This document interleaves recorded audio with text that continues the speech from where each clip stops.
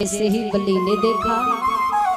आज तो हमारे बड़े ही सौभाग्य हैं जो संत महात्माओं के दर्शन हो रहे हैं। आइए श्रीमन बैठिए आसन पर। आज उसी समय आसन पर बैठाया है तो महाराज जवाब दिया है, प्रभु ये दास आपकी क्या सेवा कर सकता है, हुक्म कीजिए, आदेश कीजिए। उसी समय वामन अंगुल के भगवान कह रहे हैं बलि से, राजन हमने सुना है कि तुम्हारे दरबार में जो भी आता है वो विमुख नहीं जाता, जो भी कुछ मांगता है उसे तुम सब कुछ देते हो। महाराज बलि कहने लगे, हाँ आपने सही सुना है। और अगर महाराज काऊ की प्रशंसा है रही हुए तो इंसान बड़ा खुश रहता है।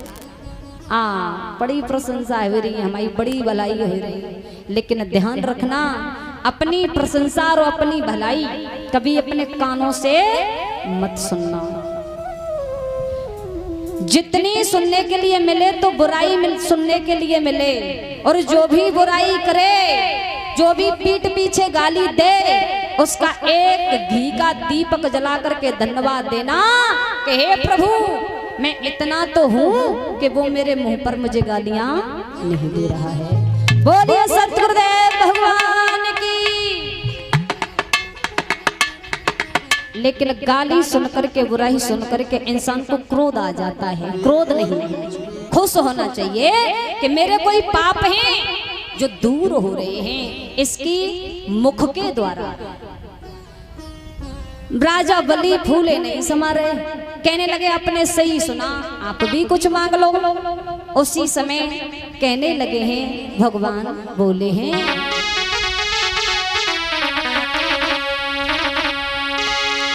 कि ना चाहिए दुनिया की दौलत, ना चाहिए तेरी धन रकम,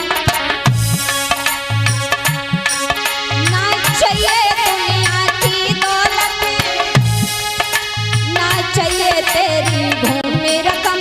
वही देनी है तो तेरा जन ये पृथ्वी 3.5 कदम।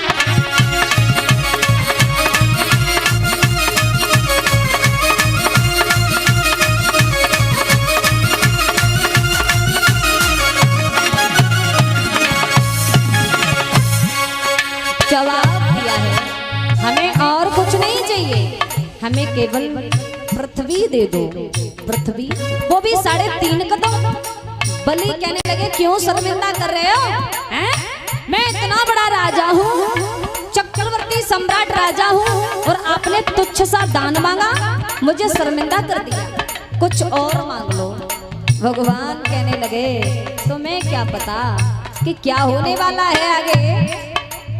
जवाब दिया है, मुझे तो ये 3.5 कदम पृथ्वी ही चाहिए, लेकिन पहले दरवाजा भर दो। बलि कहने लगे, इस जरा से दान के लिए भी दरवाजा भर दूं? बोले हाँ।